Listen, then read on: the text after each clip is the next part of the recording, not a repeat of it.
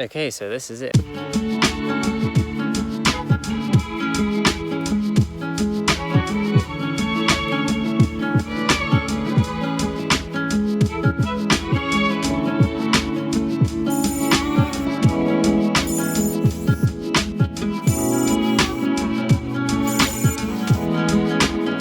Okay, so good morning.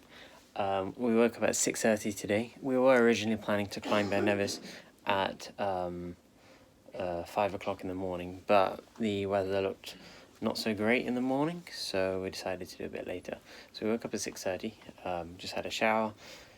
Okay, so this is it. We've arrived at the base of Nevis in the car park. We've parked up, got all our stuff ready, got a bag full of snacks and water, and a handy stick.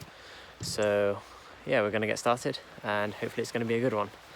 So catch you all on the mountain. So as you're probably aware, Ben Nevis is the highest mountain in Scotland and the United Kingdom, with its summit being at 1,345 metres. It's in fact the highest land in any direction for 459 miles, so it's quite the climb. Saying that, about 100,000 people are thought to climb Ben Nevis every year. For me personally, I have a big fear of heights, and so I knew that this would be a challenge, even though many people have climbed it before. Okay, so we're just walking up the initial path to the beginning of the forest trail. As you can see, walking this path from the woodland where the car park was. Not gonna lie, already kind of tired. It's quite a steep path, but we have all of this to go, so need to reserve the energy. Sticks coming in handy though, so that's a good thing. And I've got my mosquito and midges repellent too. So onto the first obstacle.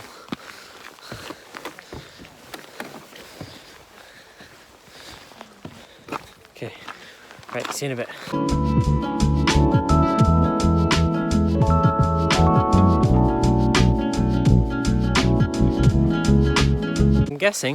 I'm guessing technically this is the beginning of the trail. These steps up. Well, the beginning of a very long trail, but that's where I've seen other people say that it officially begins. So it begins. So the trail initially begins quite flat, as you can see.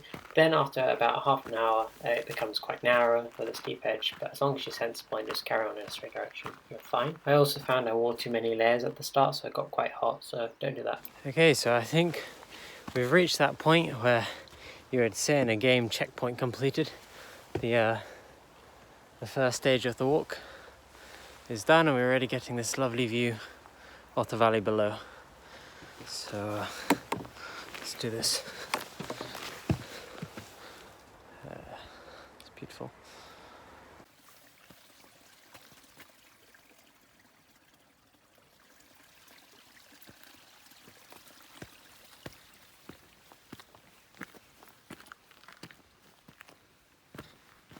Here you can see that the path is getting a bit narrower and slightly more uneven rocks, but generally fine. Taking a little break after a couple of steps up. Well, quite a long way up, but yeah, it's quite steep on the sides. And yeah, I'm not really too good with heights, but gonna keep plowing on and see how it goes. Okay, so we're about halfway up. We reached the body of water, or the lake. It's not been too bad this last couple bit because it's been quite flat, which is good. But otherwise it's been semi-steep on the way up. Ready? So I was super relieved that there was this flat plateau halfway up because it was quite steep on the way up to this halfway point, so it was nice to just sit down and have lunch.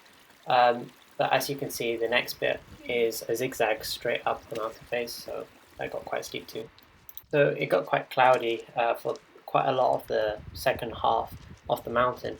And I can't tell to this day whether that's a good thing for me or not, because it was kind of scary when you knocked a rock and you just heard it tumble down into the clouds of the mountain. Okay, So I think I'm on the final stretch to the top. I have to say, it's a lot more challenging than you expect. There's a lot of paths with steep edges, and it just goes on for a long time. We got a bit wet because of the drizzle too, but what an achievement this is going to be. So nearly at the top. So something that actually surprised me when I reached the top was how the summit was just a huge plateau. It's actually about 40 hectares, so about 100 acres at the top of just flat rocky surface. So in fact, when you start reaching the plateau, it takes, I would say, about an hour just to get from the start of that to the main summit. So it wasn't raining as such, but as soon as we entered the cloud level, there was just loads of drizzle for the 2-hour ascent. So by the time we got to the top, my hair was absolutely soaked. We made it to the top of Ben Nevis, which is quite an achievement for me. It was a push, it was a challenge, lots of walking, but we did it. So I hope that encourages you to push yourself. Brilliant, thank you very much indeed. Do you want me to get one of you two? Yes, please.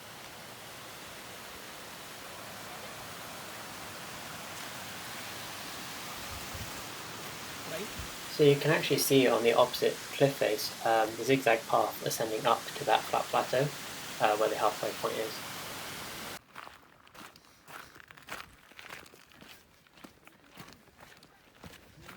So many people actually say that climbing down a mountain, and especially Ben Nevis, is harder than climbing up, but for me personally I found it a lot easier and we climbed down quite quickly.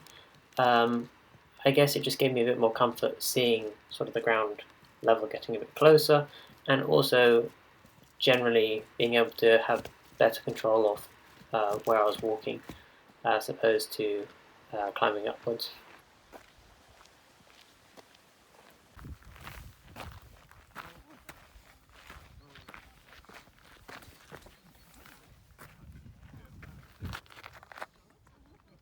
Just finished the Nevis, so we're going to one of the recommended pubs for when you finish the climb, of course because you're probably really hungry, and also who would not want a drink after that. So yeah, we're going to go to one of the pubs called the Ben Nevis Inn and celebrate the climb. But yeah, I mean, it's crazy.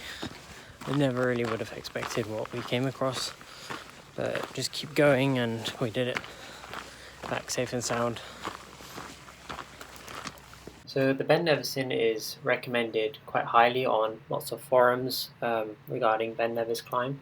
It serves really nice food, which you can see I had chicken cojon and some chips with a nice cider. Which was a fantastic way to end such a brilliant day. So thank you very much for watching this video. As it's quite a long video already, I'll do a separate video on my advice for climbing Ben Nevis and all the things that I think you should know. So thank you very much. Please like and subscribe to the video down below.